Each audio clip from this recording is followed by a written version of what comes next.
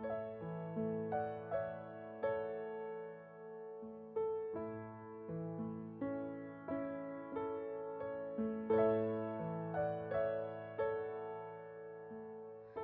lotion bar recipe is from commonsensehome.com, and I hope you enjoy.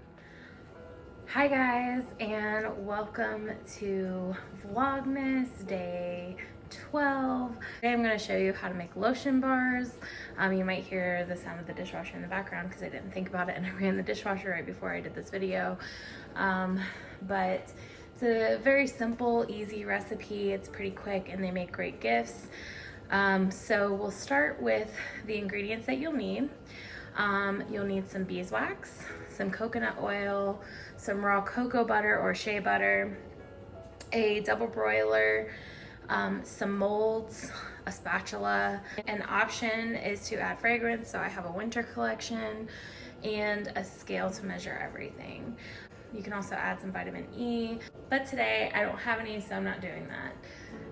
So you are going to start by measuring out equal parts of each of the butters and beeswax.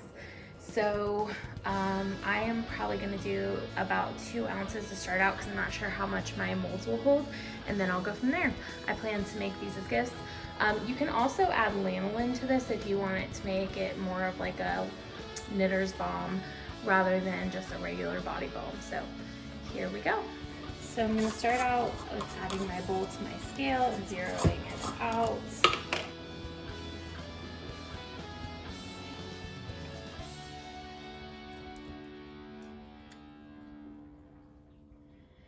And I think I'm going to do, I have 2 molds, so I think I'm going to go ahead and do maybe 4 ounces because I don't think 2 ounces would be that much. So I think this coconut oil smells so good. It reminds me of, like, of course, because it's coconut oil, but it reminds me a lot of sunblock and suntan lotion. Actually, I think I'm gonna go 6 ounces. I think I have enough molds for 6 ounces. Just make sure, however much you decide to do, you equal it.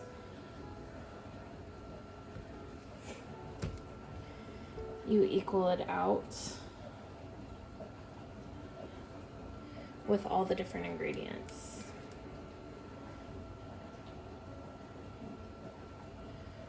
It's about 6.1. It doesn't have to be exact. There we go. Okay, so I am going to put that, go ahead and dump that into, put my double broiler on the stove top and dump the cocoa butter in. I'm not turning it on just yet. I'm gonna wait until I add all my ingredients. I'm gonna go ahead and put in the raw cocoa butter. I'm sorry, and I realized I was saying that wrong. This is coconut oil, and this is coconut butter. So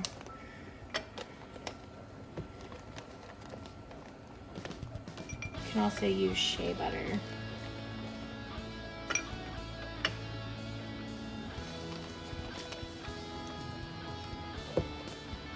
I'm actually going to dump this in and then grab another 2 ounces because I had 6 ounces. Just 2 more ounces of this.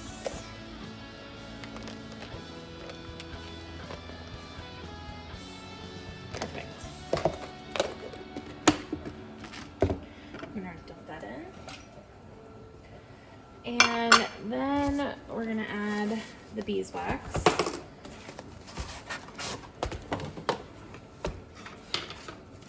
Which I'm not sure. I think these are, this doesn't say how many ounces they are each, so let's see. So we'll need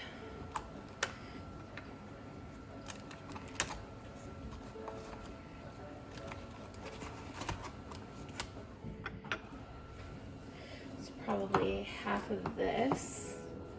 Let's see if I can get it. Here we go.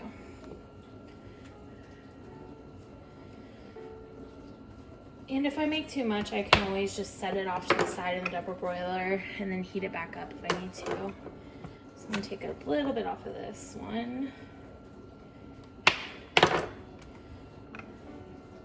There we go. I'm gonna actually cut these up just before I put them in there so that makes it easier for them to melt. And I did get all of these ingredients on Amazon. So I just went on Amazon and I searched for raw cocoa butter and coconut oil and beeswax. I looked for fragrance that are body safe.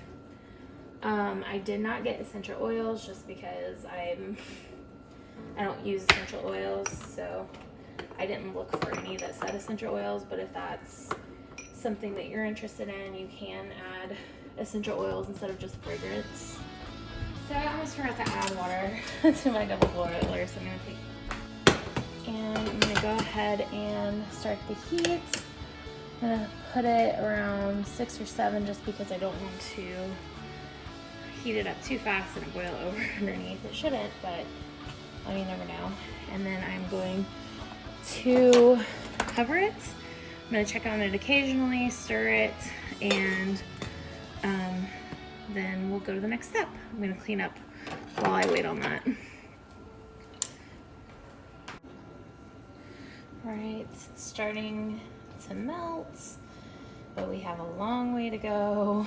Some of this stuff is very thick and hard, so like the big blocks of beeswax and then the cocoa butter is pretty dense, so it's gonna take a little more effort to get those cooked down, but if you continue to stir, it'll help the process.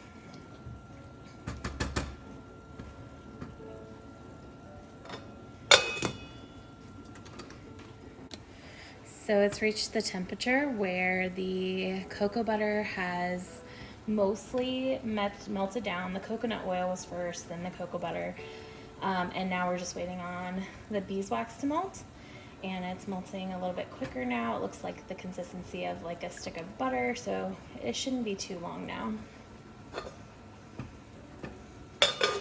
Okay, so everything is melted. It took about 15 minutes or so to get everything melted down, and again, I'm doing a 6-ounce batch. Well, equal parts at 6 ounces. So now you want to remove it from the heat source. And I need to set it on a thing there. And turn off your burner, set that aside. So this is where you would add a few drops of your fragrance if you want fragrance. I have some peppermint here. I'm not adding it to this batch just because I have some scent-sensitive family members and friends. So you do want to be cognizant of that if you're making these for gifts.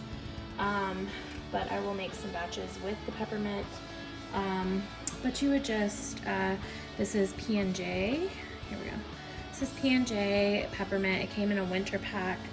And I got like 6, I think, different fragrances, and you would just need like 2, 3, 4 drops at most. You don't need a whole lot of this. So now I'm just gonna give it a final stir and then pour it into the molds. Again, I'm making unscented, so I'm not adding any fragrance.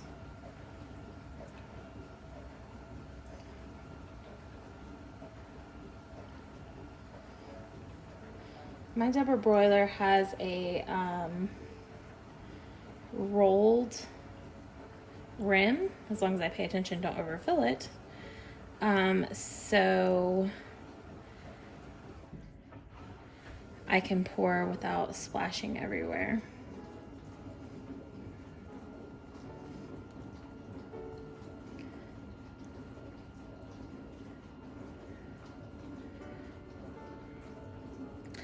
Now I will say that the beeswax that I use is yellow, so I think these might have a bit of a yellow tint to them. If you wanted the white creamy look, then, oh look, and that was almost perfect. I can fill some of these up with a little more. it looks like 6 ounces was the perfect amount for these molds that I got.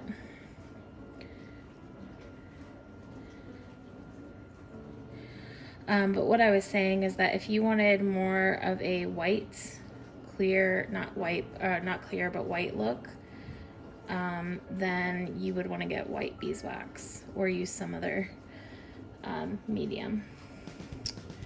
That was on. Oh, that's okay. I can clean that up. I just got a little too overambitious. Now they just sit until they completely cool and harden, and that's it. And I will trim some of this excess wax off when they're all said and done. You can also use Icecube trays. I have a friend that has used Icecube trays before, so if you don't have molds. Okay, well, I hope you enjoyed this tutorial. I will insert a picture of the finished object at the end of the video when everything is solidified.